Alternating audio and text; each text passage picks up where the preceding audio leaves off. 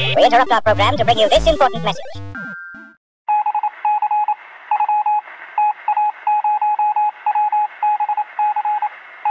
Tig, we are live and rolling. Live and rolling. And you are messing with your microphone, I so can't that's probably help fiddling it. Yeah, you can't. I feel like I'm a comedian. You're like more like a teenage boy. You can't help. You can't help. Too, Yeah, can't help messing with it. Hey everyone, welcome to episode number 8 of the Nerd Out With Me 90s cast. 90s cast. We are in August of 1990. We've managed to get here successfully without completely bombing it. Well, maybe once or twice we did. There's a couple. Yeah, we managed to get here without liver failure. That's true. But I feel like we have a pretty cool episode ahead. For people who are just joining us for the first time, I am Eric. And I am Tig. We are taking a 120 episode journey through the 1990s where we're talking about all sorts of stuff. What are we talking about, Tig? Talking about movies, TV shows, music, games, video games that may have come out in that time. Anything that has come out in the 90s that pops into our head that we remember in a nostalgic way. Yeah. Including food. And shoes. And shoes. Yes. And glasses. What glasses? You just, my shoes and my glasses. You just added a new thing to the list of ridiculous stuff that we weren't meant, that isn't meant to be in here. The Jerky Boys, I think, were out in the... Were they? Didn't the Jerky Boys? No, that was the 80s. Was it? Yeah. Well, I think it is the 80s for us because we're from New Jersey and they were kind of from here, so we heard it before everybody else. Oh, yeah. I guess Remember, it was always on the bootleg tape, the Jerky Boys, for all of us? Right. Your friend would give it to you or something? Yeah, I totally remember that. But then the Jerky Boys came out with a movie in, the 90s. Was it in the 90s, though? Yeah. Oh, they were played out by then. No, I remember. Yeah, by the time the movie, right. I remember when the movie came out, we were like, really? Yeah, come on, that's over. We've been all listening to these prank calls. I remember going out, during lunch, if your friends were old enough to have a car, you'd go out during lunch break at school. And, listen to them? Yeah, Oh, my God, how good were the Jerky Boys? Oh, my God, it was freaking hilarious. The one guy is now a character on Family Guy. Really? Oh, my shoes, Jesus Christ. The actual voice actor? That's Saul. No kidding. Yeah. I did not know that. Good for him. Yeah. Good for him. So he's got success. Yep. So that's awesome. So people who are listening to us on podcasts, you can also find shorter and visually enhanced versions of these episodes on YouTube. And for Patreon subscribers, you can get unedited video footage of the full episodes. Plus, we always do a bonus episode every week.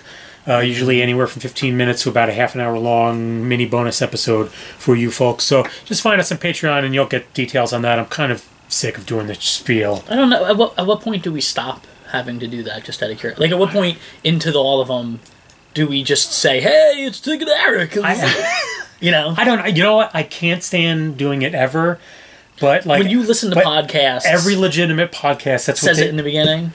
Some of them do the housekeeping at the beginning. Some of them do the housekeeping at the end. Some of them do both. What is your? Do you like getting it out of the way when you're listening? I'm just curious because I don't listen to podcasts as much as you do. I kind of prefer if they go over it real quick in the beginning or something. Because we don't do that. If they do it here's the thing.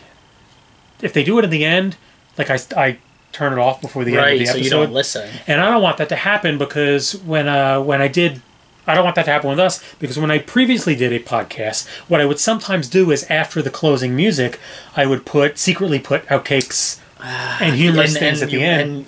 And you'd miss out on it. Well, yeah, and I wouldn't want people to miss out on that. Like if there's you talking about elephant penis, which could and has happened. In fact, I do have an outtake of you doing exactly that. Yes. So I wouldn't want people to miss out on that. Right. Though we do some light housekeeping at the end as well. So, yeah, I don't know.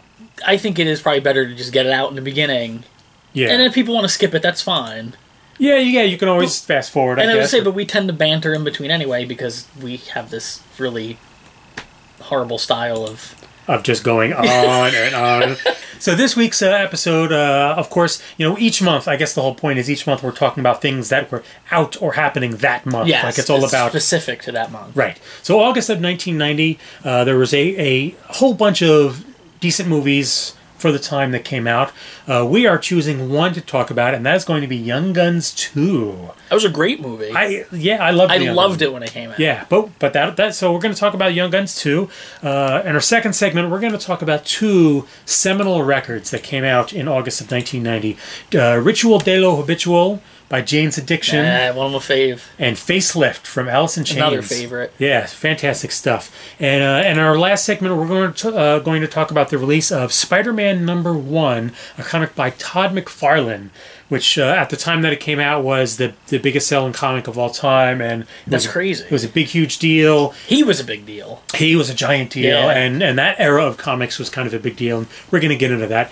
And for our Patreon folks, in our bonus episode, we're going to talk about actually the start of the Gulf War, which is maybe a little serious of a topic, who knows? But we're also going to talk about I'm looking forward to us talking about it. I am too. But we're also going to throw in something fun in that bonus episode for the Patreon folks. We're also going to talk about the Christian Slater film Pump Up the Volume, which I was a huge fan of. Yeah, that's one of those movies you don't remember until someone brings it up, and then you go, I used to love that movie. Yeah, absolutely. So come back in a moment, and we're going to talk about Young Guns 2.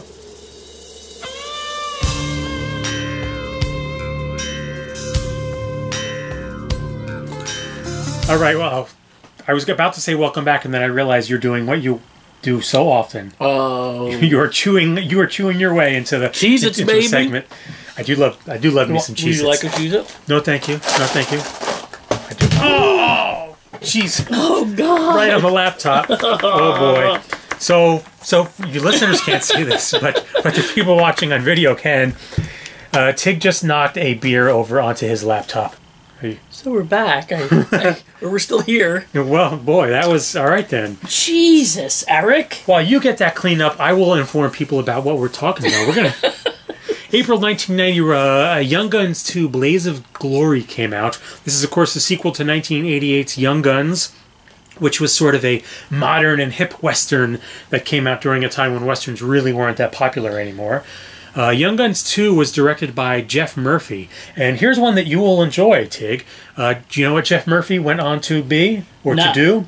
He doesn't have many noteworthy director credits, though he does have a couple of interesting ones. 1985's The Quiet Earth, which my good friend, it's a sort of a post-apocalyptic movie. My good friend Chris Knight recommended that to me. It's fantastic. He also directed 1988's Never Say Die. Isn't that a Bond movie? Yeah. But no, it isn't. It's not? No. Never Say Die? His Never Say Die is a 1988 New Zealand action comedy. Wait. Yes. So there's two Never Say Die? Apparently movies? there is. But ridiculous. And he but here's the one that will definitely interest you. He was the second unit director on the Lord of the Rings trilogy. Really? Yes, he was the second unit director. All three? All three, yeah. So How did he jump from... He's from New Zealand. Oh, okay. Yeah. So he was probably the only guy in New Zealand that had experience working with movies. No, come on, now it's a big now deal. There's, what is it called? I'm Googling it right now. Weta. That's what it is. Mm-hmm. You were close out. Weta Digital. Of course, boy, we fly off the rails really fast. Well, listen, I just spilled almost an entire Corona on the keyboard of my computer. You didn't even ruin your computer with a good beer. That would piss me off even. Yeah, I mean, at least it was a Corona that killed it. Oh man, so Young Guns 2 stars Emilio Estevez, Kiefer Sutherland, Lou Diamond Phillips, Christian Slater jumps in on this one because Charlie Sheen ditched, and we also have William Peterson, Alan Ruck, and Balthazar Getty. Now, I have no memory of the first one. What? Yeah, I don't. I saw the second one first. Really? Yeah. Oh, see, the first one is like classic to me. It's not a good Western, but it's a fun movie. If you get the distinction I'm trying to make. Do you like the first one better than the second one? Yes. See, because I saw the second. I'm one of those that happens sometimes where you see like the sequel to something. Yeah. And then you find out there's one before it. But you like what you know. Right. The second one, I love. And that Bon Jovi song? The Bon Jovi song was for the first one. I'm going down on the blaze of glory. I think that was the second song. I think that was the second movie. I think that was the first I one. don't know. I mean, why would I know? Well, no, you're right. You know what I mean? I wouldn't have known it. You are right. You saw this in the theater then, Young Guns 2? No. Okay. I don't think, no.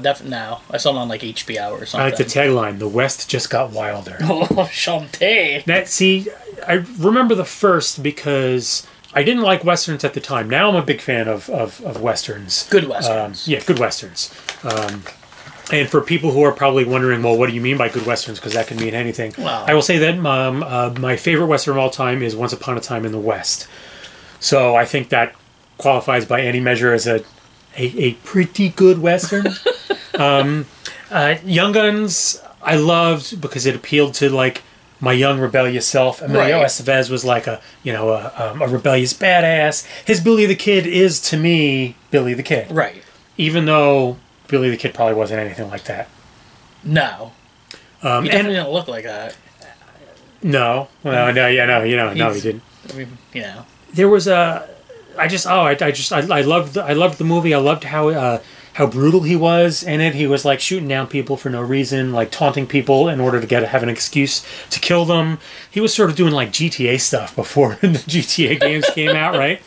So I guess, all right, so here's the plot of Young Guns 2. In 1950, attorney Charles Phelan is contacted by an elderly man named Brushy Bill Roberts.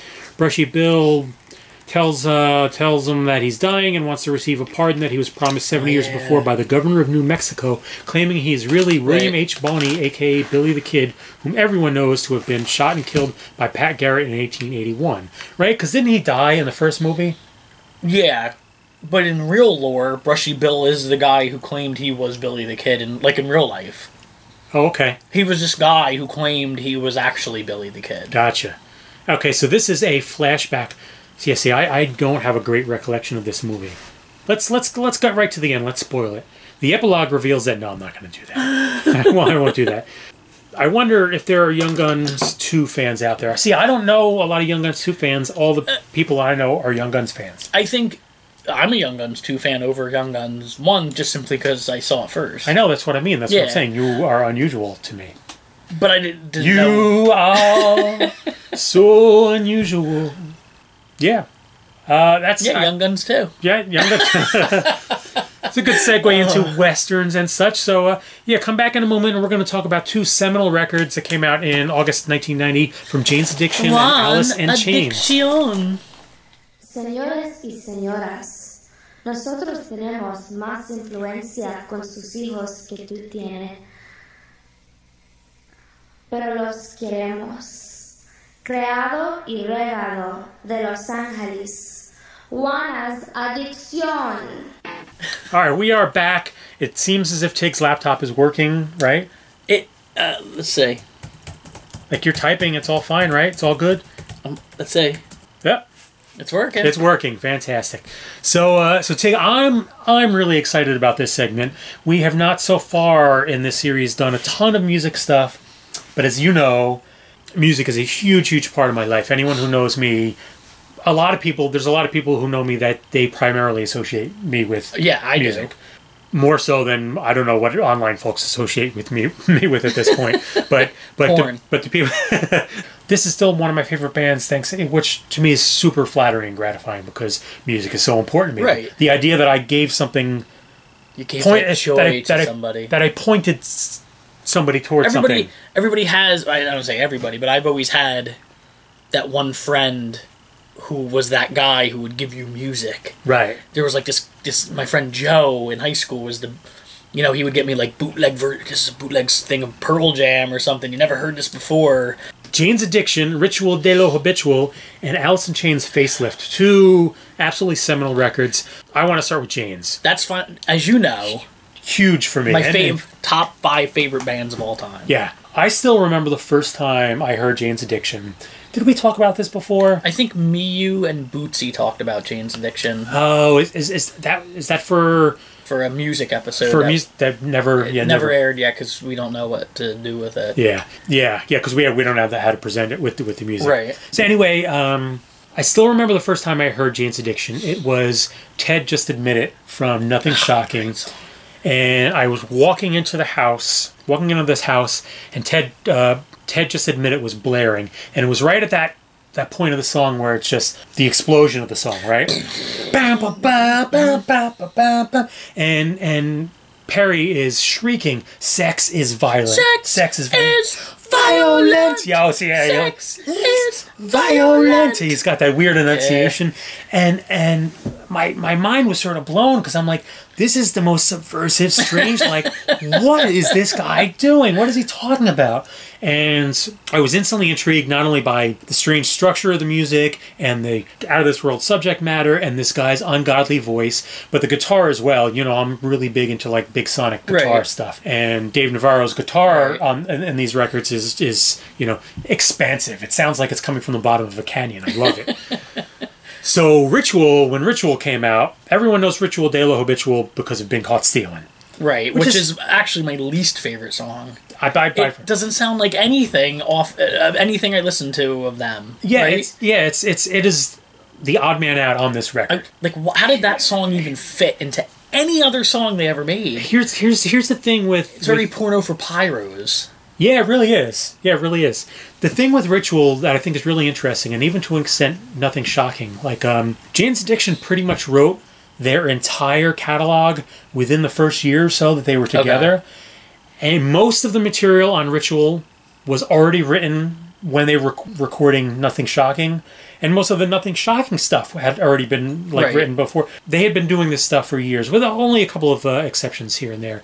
Then She Did, which is my second favorite song on the record. Yeah, I adore that song. It makes more sense now to know that they wrote it all together. It was a short period of time now. I feel like they weren't around even. They were very much a better to burn out than fade away kind of thing. Which and they burned out fast. The records that they left behind are just absolutely incredible. Still listen to them. This record, from the opening song Stop, which is just mind-blowingly, like, that's one of those songs, right? When you want to get pumped up. Mm-hmm. Oh, yeah. Because that guitar riff is just incredible. Here we go!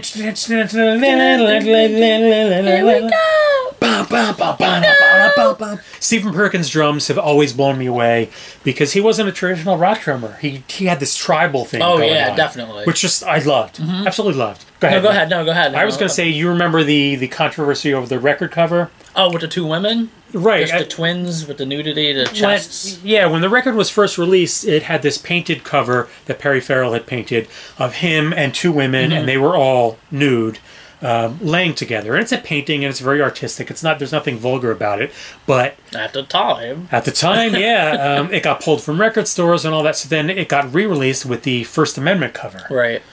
Which is an all-white cover, which is the name of the band on the album, and the First Amendment printed on it. The clean cover version, and that is the one that you'll typically find now. But here's my question. Did you ever see them live? Yeah, a few times. Oh, you did get to? Yeah. Because I have a shitty story. I have two shitty stories because I've seen them live twice. Go ahead. Okay. Tell me your shitty story. I went to, when they started Lollapalooza, I went to the 92 one. And they were supposed to be there. It was Lush, Dinosaur Jr., I'm a big fan of Lush, Pearl Jam, big fan of all of them. Ice Cube, L7, Pearl Jam, Chili Peppers. Chili Peppers and Pearl Jam were like and probably missing some people. Oh, Jesus and Mary Chain. And then it was supposed to be everyone you mentioned except for Chili Peppers, and all fantastic fans. And sorry, Chili Peppers fans. And it was supposed, and Jane's Addiction, obviously. So I got tickets. It was a great show. I loved it. It was amazing to go see all those bands and everything like that. They weren't on the East Coast tour. I didn't know that till I got there. Yep. Like, fuck. So years went by, and then they broke up, and then they did the whole thing with Porno for Pyros, and I was like, no, I want to see Jane's Addiction. Right. Years go by. I think it's probably been a long time now, but then he came back with Lollapalooza 10 years ago or whatever the heck it was, and my wife got us tickets. She said they're going to be there. It was like they were going to be there. Was it the Lollapalooza, or was the tour that they did with Nine Inch Nails? No, it was with yeah, Queens of the Stone Age. Queens of the Stone Age. Yeah. They were there. You should have just done the guitar riff. So anyway, I'm going to leave all that in too. That's great. So it was with that. So I think it was Lollapalooza. I think they brought it back, and it was like, so I got to see them, and they sang all their old songs, which was cool. But so I got to see them, but I was like an older man, and it was like he was like, it wasn't the same Right. as seeing them in like 1992. Oh, excuse me. He's really working up to this. Excuse me. He's starting to burp. Oh, there's aspects of this I can't fully get into. Oh, wait, why? What does that mean? Because. But Wait, because it kills you, or because... No, it does partially kill Or me. because you murdered a man. Here is something I can't understand. No, so one show I had gone to go with my friend the Frig. That's what we called him, the Frig. His real name was Chris. He is no longer with us. Rest in peace, Frig. You were a great dude. He came and picked me up. We went to go see Jane's in Philly. And on the way down... What year was this? In the early 90s? No, this was later 90s. Okay. This was... before they broke... Then, like, right before they broke up kind of thing. No, I think it was when they first got back. They briefly got back together. Oh, okay. And we were on our way to go to the show. And he brought this big bottle of booze. I think it was vodka or something like that. And he's like, let's stop at this 7-Eleven and we'll fill up a big old cup and put some juice and blah, blah, blah, right? So that sort of thing. Now, I drink beer. I do not drink booze. And this was like this sugary mix of just straight vodka and some sugary garbage. Anyway, long story short, I remember them opening the set, like starting off with the initial song. And that's all I recall. So I remember the opening song, and I completely blacked out for the rest of the show. Blacked out, like, you weren't, like, sitting in a chair. You were in Philly? Yeah, it was at the Spectrum before the Spectrum got torn down. You weren't sitting in a chair. No, we were seating, yeah. But, I mean, were you blacked out like you were actually blacked out, or you mean you just don't remember? I don't remember. Okay. Yeah, I don't remember the show. I just suddenly remember coming to an awareness of... oh, the show's over and we're leaving now, and oh crap, I don't know where my friend is. Oh God, it was just two of you? It was just the two of us, and we're leaving the show, and I had no idea where he was, and he's not from this area. He was from Texas. He was up visiting. So he's just out there somewhere. He's on the floor somewhere. So here I am, smashed, because he fed me this booze that, whatever. And I just staggered around the parking lot. I finally came across this car of people who were, like, gathered around, like, smoking up or something like that. And I was just like, guys, I'm drunk and lost, and I lost my friend. In Philly. Yeah, and like, can you drive me around the parking lot until we find my friend? They did. So that's amazing. So my first time seeing Jane's Addiction, who at the time was probably my number one band, or 1, 2, 3, somewhere right around there. I have no recollection of it. Oh my God. We had really good seats too. Like I said, I can still remember the opening song. Right. The second time, we got tickets. This was another one of their later reunions. I guess the early 2000s or somewhere right around there. And my wife and I had gone with another couple who you also know. Okay. And on the drive up, the couple had a fight in the car. God. And they were having a marital situation. We get to the show, and his wife decided to, like, I don't know. She was mad because he was mad, and he was mad because she was acting crazy. So she decided to act extra crazy in order to get him even madder. So she was flipping out and flailing around and at the show, and it was just a really bad scene, and it like killed the buzz. It killed the show, and the sound was awful, and they didn't sound very good anyway. And I remember leaving the show just being like, twice. You're 0 for 2. This sucked. Yeah, and I think I had a third opportunity. I was like, nah, you know what? It's not meant to be. Can't do it. Yeah, it's not. I'm not going to give them 3 strikes. They're too much of a favorite band. They were around in that in-between phase between grunge and like 80s music. They're one of the bands that always makes me like. I kind of reject that whole narrative of Nevermind came out and Nirvana changed the music and like hair metal died overnight. Because for me, when Jane's Addiction this was a transition that had been going on for years. Right. Like for me, like since roughly like the late '80s, with our '88 REM's Green and this stuff, I felt like it was a pretty gradual transition. So when grunge hit, I felt like it was a very natural evolution of the music that that we had everybody was listening to at that time. Right. I think they based that solely on MTV. Definitely That's what it is. It's just straight up like, oh, this video play this video on a continuous loop for like, and then grunge hit. And I think a lot of rock journalists are just lazy as hell. Yeah, that's true. They, terrible. I can't believe we've gone this long into the segment. We didn't even get into. We still haven't gotten to Alice in Chains, though we're going to talk about them several times over the course of the series. Because their next album is even bigger. But we do have to get into this.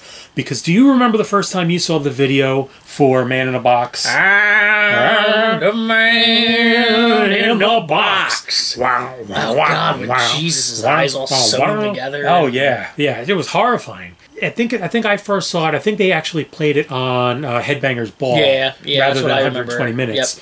Yep. Lane Staley, man. Yeah, his voice was powerful. Yeah, like I just loved his voice. I kind of fell out with them. Like I almost was mad when he stopped. Oh. Like they did MTV Unplugged, I remember. And I was so excited, but he was at that point where he was like... He was all strung out. Not doing good. And I remember him just sort of like, yeah, like what's his name was singing, and he kind of just filled in. Yeah, Jerry Cantrell. Like you were Alice in Chains. Yeah. They were the metalheads' introduction into the world of alternative rock. I know a lot of metal guys who, when this record came out, that was what started to turn them away from hair metal. It wasn't the later, Nirvana and stuff like that. It was Man in the Box and the Facelift record. Like Alice in Chains and like we talked about in a previous episode, Soundgarden as well. Right. These guys were doing this stuff before grunge broke. We're going on such a fucking such a freaking tangent here. You could talk music for hours. I know, yeah. No, yeah, I really could. This could end up being our longest damn episode. That's fine. No, yeah, I don't have a problem with it. I'm sure the peeps don't either. No, I mean, we'll be back in a moment to talk about Spider-Man and Todd McFarlane and Marvel Comics and that whole thing.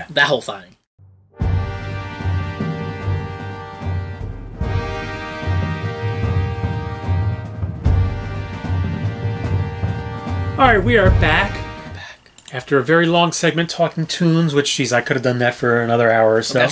Would have been easy.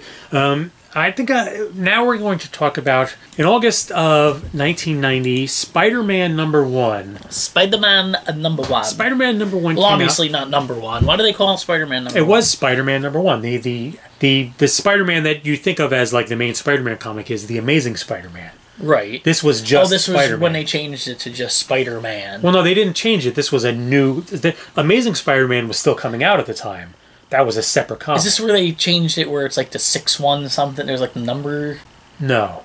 You know what I'm talking about? I know what you're talking about, but... I don't know what I'm talking about. No, so that is not this. No, they would just print multiple... Was this the first time anyone did that? No, they've been doing that for a while. So in August of 1990, Spider-Man #1 came out, and this was written and drawn by Todd McFarlane, who at the time was pretty much the biggest guy in comics. He did all sorts of comics leading up to this. He was actually doing The Amazing Spider-Man prior to getting his own Spider-Man comic. He was known for doing this insane webbing with like...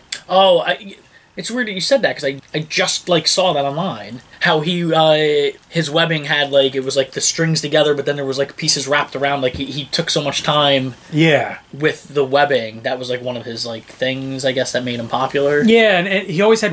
His characters always had this really weird anatomy. So he had Spider-Man bending into these crazy positions that, other artists didn't do. So when he was on The Amazing Spider-Man leading up to this, he was huge. He was probably one of the, if not the biggest star in comics, alongside guys like Jim Lee and Rob Liefeld and a couple other guys. I don't know who they are. I know, yeah, you were in a comic. Well, that's why I enjoy segments like this, because I don't know, so I get to ask questions and learn stuff, which I enjoy. I'm gonna learn you, boy. Yeah, now I remember him as someone who didn't read comics, but I remember the huge thing with him from someone outside of it was the action figures. Yes. Him changing completely what action figures look like. That's what he went on to do after this. And Spawn. Yeah. I remember the Spawn thing. Well, see, what happened was... Alright, so Spider-Man 1 came out, and when Spider-Man 1 came out in this particular month, it became the biggest selling comic of all time. Of all time?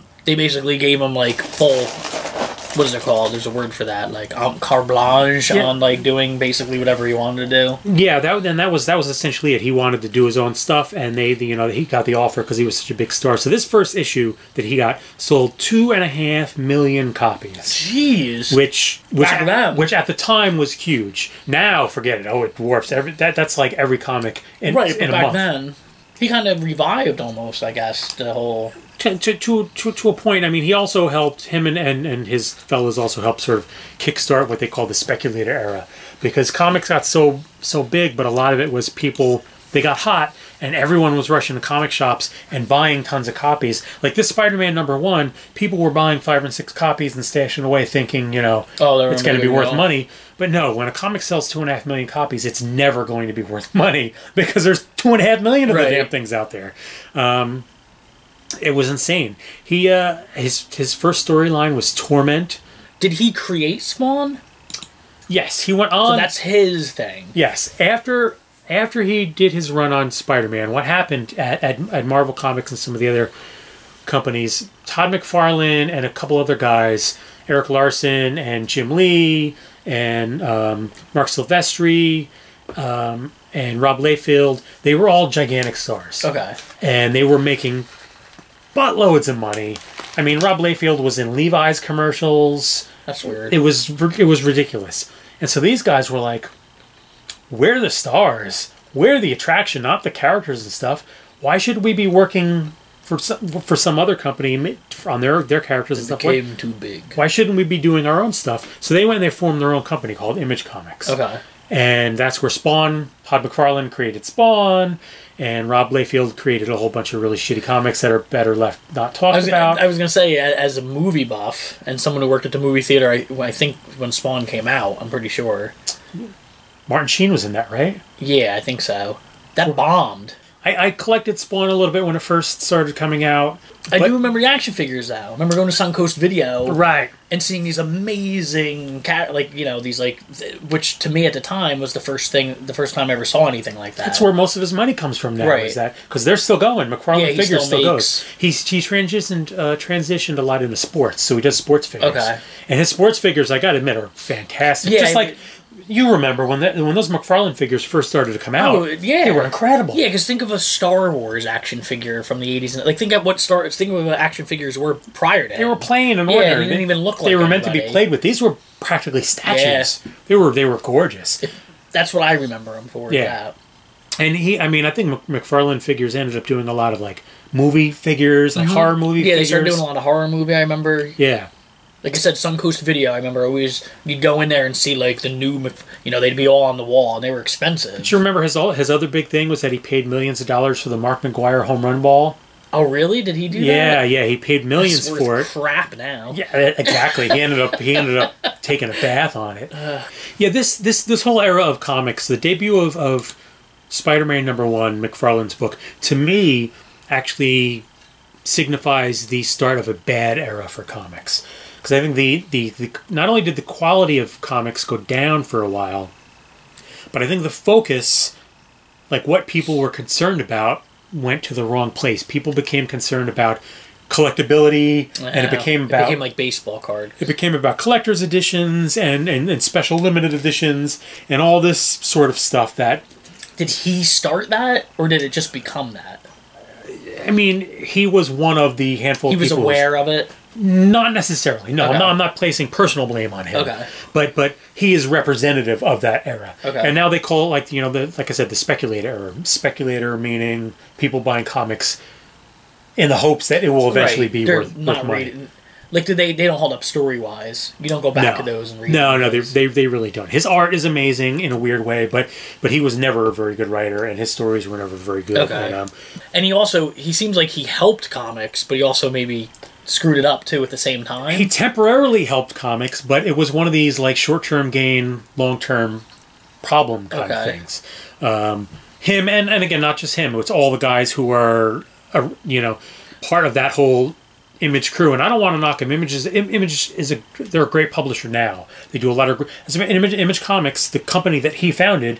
They're the ones who published The Walking Dead. Oh, okay. The Walking Dead started with them, which is the biggest TV show, the biggest show on TV right now, and So yeah, I mean, I don't want to personally blame him, but like I said, he's just emblematic of a time in comic books that, for me, is not a time that I'm particularly fond But that's of. because you're huge and you're I don't say a purist, but No, well, no, I've been in the other side of the attic. It's just that I like comics to be good, Right. And I don't think his comics were very good. Okay. I think there was a lot of flash, not a lot of substance. There was a lot of image, but not a lot of not a lot of meat. Not a lot of meat there. I need more meat. Yeah. So all right, that's well, let's cut it there, Okay. and we'll come back and we'll wrap things up and Wrap it up. because then I'll take it. we'll get to our bonus segment. We'll be back in a minute. I need a beer. With mustard and relish, you'll guarantee mouth-watering satisfaction. Oh, all right. We're back just in time for. You're gonna slice that lime? Put the lime in the coconut. What?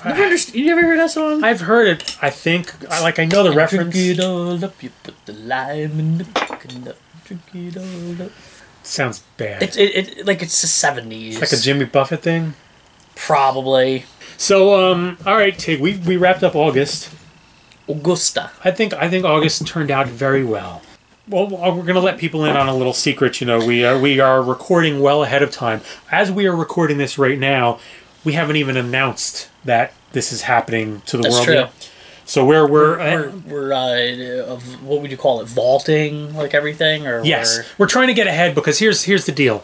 We are both two family guys with we're not with jobs and life responsibilities, right? And like this isn't like what we do. And we sure as shit don't make any money doing this. Exactly. So I guess my point is, we often have stretches where it's like weeks where we're talking back and forth, like, are we going to be able to get together and like do an episode or film this or whatever? Right. And sometimes like 3, 4, 5, 6 weeks goes by, we can't because we have stuff going on. So we're trying to get a lot of stuff in the can so that we can be consistent for everyone and deliver weekly episodes. We're trying to give ourselves some buffer space, not Buffett space. God forbid. Buffer space. So the reason why I guess I bring that up is because this episode went well. But we've been drinking some beers throughout this episode, and we're going to immediately start recording September of 1990. And it's going to be a mess. So, But it might be better. I mean, listen, I would, Yes. Well, September probably won't be a mess. But if we then go ahead and do October as well, that one won't be a mess. So, for you Patreon folks, we're going to be talking about the Christian Slater film, Pump Up the Volume. Pump Up the Volume. I'm pretty sure. I mean, this is some weird thing, but maybe we should Google it. I think his like call name or whatever that was Happy Harry Hardon. No, I think that's right. Okay, Yeah. I thought maybe that was some weird. Yeah, and we're also going to talk about the events that began the Gulf War. To get serious, let's get serious. It's physical. Oh yeah, that's right. Oh, we went to an Olivia Newton-John, like... Come on. I you know what? I didn't have the Olivia Newton-John crush. I had the Sheena Easton crush at that time.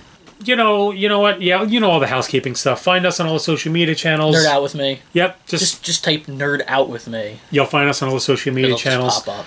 Please do us a favor and make sure you rate this on iTunes and the other podcast things, because that's really important for us to find new listeners. Recommend it to people. Send us emails at nerdoutwithmeshow@gmail.com. We will respond because we will definitely respond, and we will read cool ones on the air. Yes. And please definitely check us out on Patreon, because for just like $2 a month for the first tier, you get all sorts of cool bonus stuff, and it helps us out because it actually buys us the beer and the food and stuff that we need. Thanks for listening, folks. Yeah, thank you. Hey, like and subscribe. Why don't you take us out with a Barney from like that last episode? Can you take us out on a Barney you? Oh, that? What? The Barney Simpsons. You do a good Barney.